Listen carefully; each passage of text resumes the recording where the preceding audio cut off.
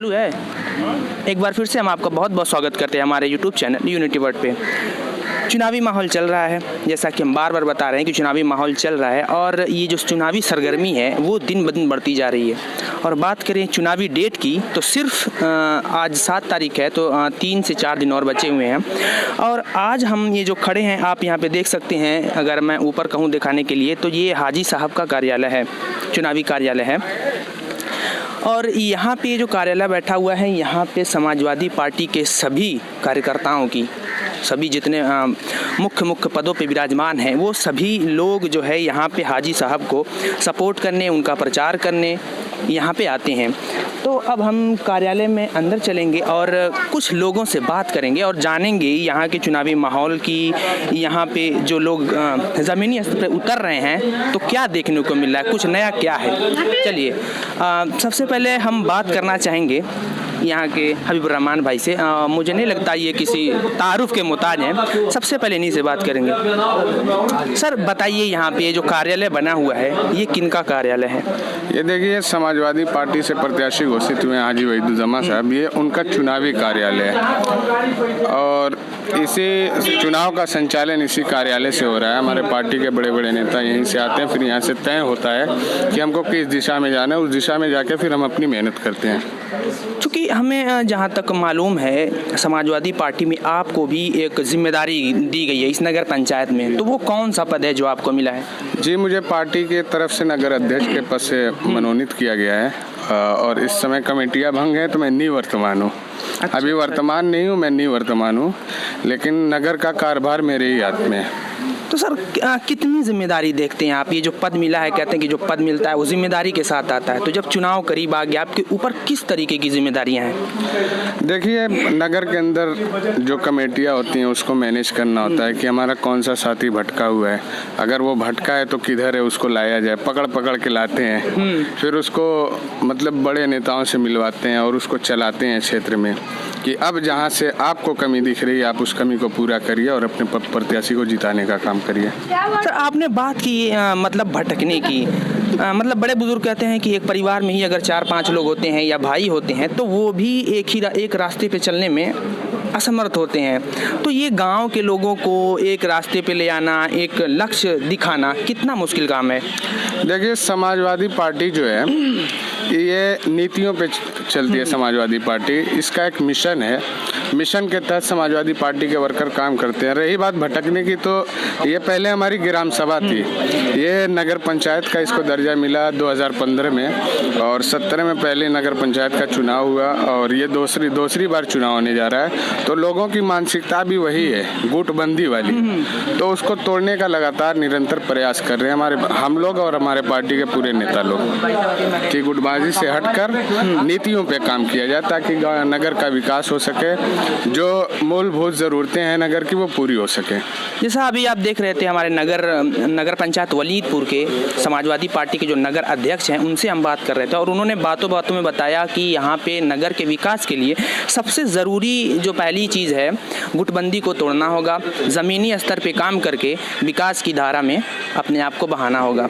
अब अगले क्रम में हम चाहेंगे कि और जो पार्टी से बड़े पदों पे विराजमान हैं उनसे हम कुछ बात करने की कोशिश करें। चूँकि हम बस अभी ये जान रहे हैं कि ये जो हमारे सामने खड़े हैं ये एक सम्मानित पद पे विराजमान हैं, सबसे पहले उनका नाम और पद को हम जानना चाहेंगे। सर, मैं अमान अहमद, विधानसभा अध्यक्ष समाजवादी पार्टी मोहम्मदाबाद गोना। तो सर आजकल ये जो चुनावी माहौल चल रहा है, आपकी जो सरगर्मियाँ बढ़ी हैं, कितना मुश्किल हो रहा है? देखिए, वलीदपुर में कोई मुश्किल नहीं है। समाजवादी पार्टी सिद्धांतों पे चुनाव लड़ रही है और प्रदेश और देश के मुद्दों को लेकर उतरी है, इसलिए कोई दिक्कत नहीं है। समाजवादी पार्टी बहुत अच्छे मार्जिन से वलीदपुर नगर पंचायत को जीतने जा रही है। तो सर ये जो नगर पंचायत वलीदपुर से हाजी साहब को जो टिकट मिला है, सर टिकट देते समय मतलब किन खूबियों को, किन क्वालिटियों को सर ध्यान में रखा जाता है? देखिए, हमारे प्रत्याशी तो वहीदुज्जमा साहब हैं, वो एक बहुत ही सरल आदमी है और शरीफ हैं और बहुत सामाजिक आदमी हैं, जो रात बिरात जब भी ज़रूरत पड़ती है व्यक्ति को वो रात बिरात नहीं देखते हैं और जनता के लिए चल पड़ते हैं और बहुत काम किया इन्होंने नगर में। खास तौर से इलेक्ट्रिक के क्षेत्र में जब लाइट विद्युत वहाँ बाधित होती है उस वक्त इनका बड़ा रोल रहता है, रात के 12 क्यों न बजे हो, और वो घर से निकल करके उस विद्युत को सही कराने के लिए हमेशा प्रयास किया है। काफ़ी पॉपुलर है जनता में, इसलिए इन्हें जो है प्रत्याशी बनाया गया। एक तो सबसे प्रत्याशियों में सबसे सरल और मृदु स्वभाव के हैं, बहुत नरम दिल के हैं और सभी लोग लाइक कर रहे हैं उनके स्वभाव से। इसलिए मैं समझता हूँ कि जितने भी प्रत्याशी लड़ रहे हैं इसमें सुपर हैं ये। सर एक कहते हैं कि मतलब मेहनत करने से मिन्नत रंग लाती है, और हम लोग देख रहे हैं कि जब से यहाँ पे कार्यालय बना है और चुनाव नज़दीक आया है तो सपा समाजवादी पार्टी से संबंधित जितने भी मतलब बड़े बड़े नेतागण हैं यहाँ पे आते रहते हैं। तो जब आप यहाँ के ज़मीनी स्तर का दौरा करते हैं तो सर क्या क्या कमियाँ आप पाते हैं या क्या क्या खूबियाँ यहाँ पे पाते हैं, क्योंकि एक कार्यकाल चेयरमैनी का यहाँ पे हो चुका है। 5 साल पहले ये ग्राम पंचायत थी और समाजवादी पार्टी की सरकार में इसे नगर पंचायत का दर्जा दिया गया। उस वक्त समाजवादी पार्टी ने विकास के लिए जो है वलीदपुर में चूँकि नई नगर पंचायत थी काफ़ी पैसा दिया और बहुत सारे काम हुए। लेकिन उसके बाद 1 साल के बाद समाजवादी पार्टी की सरकार जो है चली जाती है इसके बनने के बाद, और भारतीय जनता पार्टी की सरकार आ जाती है। भारतीय जनता पार्टी कितना विकास कर रही है सड़कों पे, चाहे नगर में, चाहे छात्रों पे, बुनकरों पे, वो तो आप भली बात जानते हैं। तो जितना विकास होना चाहिए था नगर पंचायत का उतना विकास नहीं हो पाया, इसलिए समाजवादी पार्टी सरकार नहीं थी। अगर समाजवादी पार्टी की सरकार 5 साल रहती तो आज जो नगर में सड़कें खराब हैं, जो यहाँ पे स्वास्थ्य की अच्छी व्यवस्थाएं नहीं है, शिक्षा की कोई अच्छा प्रबंध नहीं यहाँ पे है, तो मैं समझता हूँ ये सारी समस्याएं दूर हो गई होती। लेकिन दुर्भाग्य है कि सरकार हमारी 5 साल 17 में गिर गई और ये नगर पंचायत बनाने के बाद जो है ये अधूरी तरह से पड़ी हुई है। सर अगर हम बात करें शिक्षा की, जैसा आपने कहा कि शिक्षा व्यवस्था जो है यहाँ की, तो मुझे नहीं लगता कि जो यहाँ का चेयरमैन होता है, नगर अध्यक्ष होता है, उनके अंडर में ये स्कूल वगैरह आते हों। लेकिन अगर वो चाहे, और चूंकि समाजवादी पार्टी के जो हमारे यहाँ के विधायक हैं वो भी समाजवादी पार्टी से माननीय श्री राजेंद्र कुमार जी, तो सर क्या लगता है यहाँ पे बच्चियों की शिक्षा के लिए जो है वो काफ़ी दूर है, बहुत दूर उनको जाना पड़ता है, या फिर लड़कों के लिए या लड़कियों के लिए कोई भी टेक्निकल कॉलेज नहीं है। सर अगर भविष्य में सरकार बनती है और यहाँ से भी आपका नगर अध्यक्ष चुना जाता है तो सर किस तरीके से काम होगा शिक्षा व्यवस्था पे? देखिए, जो समाजवादी पार्टी की सरकार 12 से 17 तक चली थी उसमें आप देखेंगे हर विधानसभा में 2-2 मॉडर्न स्कूल जो है समाजवादी पार्टी की सरकार ने हर विधानसभाओं में दिया था। हमारे विधानसभा में दिया था, अभी देवरिया खुर्द में जो है बनकर के हॉस्टल के साथ वो तैयार है, लेकिन ये सरकार उसको चला नहीं पाई।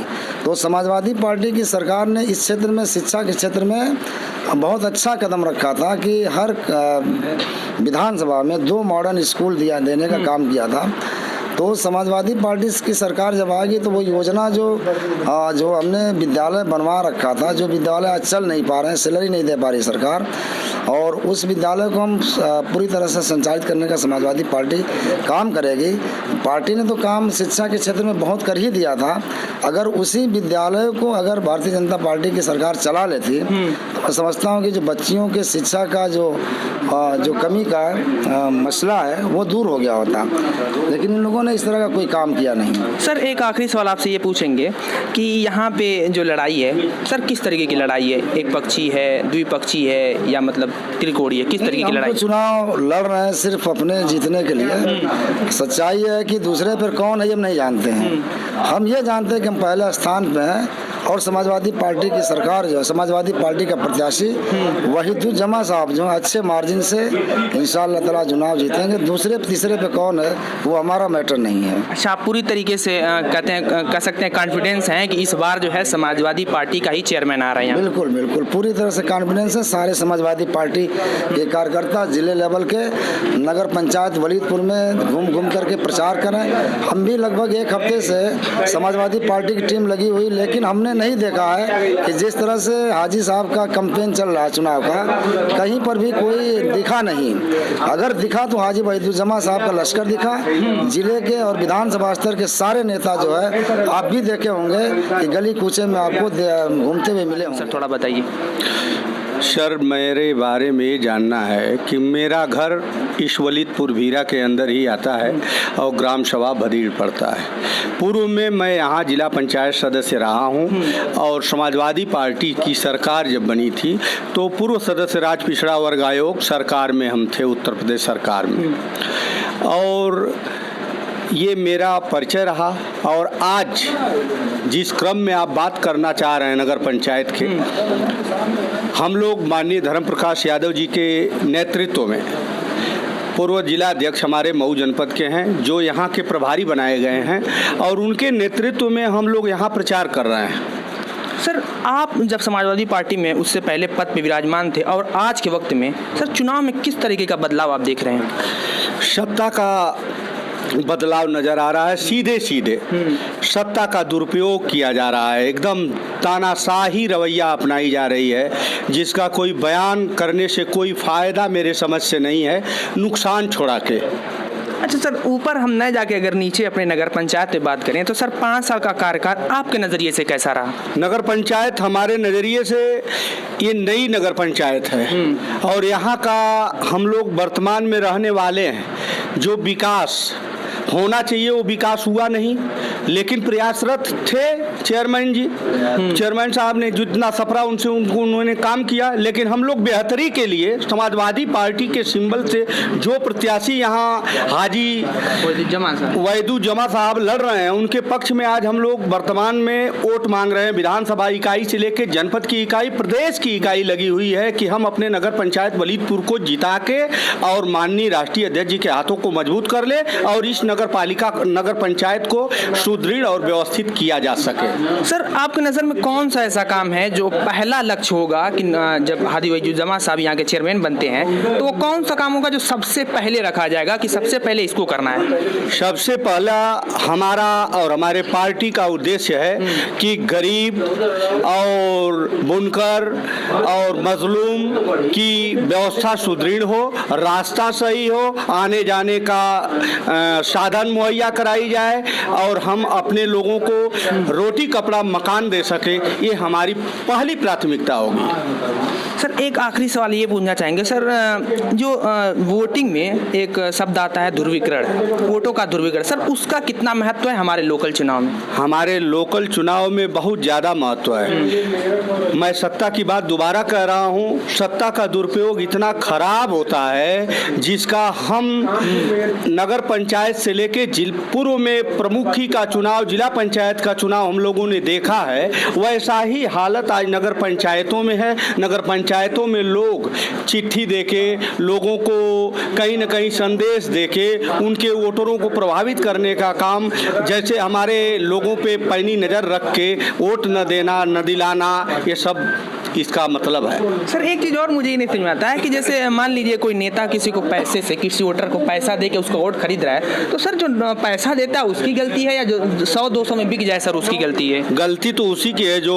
100-200 दे के बिक जाए, ईमान बेच दे, गलती उसी की होती है। खरीदने वाले, आप तो एक बात सुने होंगे कि जुर्म करने वाले से ज़्यादा जुर्म सहने वाले का दोष होता है। इसलिए जो खरीद रहा है उसका दोष नहीं हम देंगे, जो बिक रहा है उसी का दोष है। तो गरीब तबका हमेशा, इसीलिए प्रशासन और शासन की मंशा होती है कि गरीब तबके के यहाँ पैसा न पहुँचे, इसलिए ड्यूटी लगाई जाती है कि किसी मोहल्ले में किसी में धमकी देके पैसे से, लालच से, ये एक व्यवस्था बनाई गई है संविधान में कि इस चीज़ का दुरुपयोग करके हम अपने पक्ष में वोट न करा लें किसी से। इसीलिए यह व्यवस्था भी संविधान में की गई है कि प्रशासन से लेके और सारे लोगों की पैनी नज़र होनी चाहिए कि कोई भी प्रकार का कोई धांधली न कर ले, कोई वोट को खरीद न पाए, कोई वोट को जबरदस्ती धमका के रोक न पाए। ये व्यवस्था सर कितना सफल होता है प्रशासन इसको रोकने में? इसको सफल हमारे समझ से जीरो, एकदम जीरो है और सफल नहीं है इस समय। चलिए सर, आपसे बात करके बहुत अच्छा लगा और हम बहुत बहुत आपका धन्यवाद करते हैं कि आपने सर हमें अपना समय दिया। नमस्ते, बहुत बहुत धन्यवाद। बहुत बहुत शुक्रिया।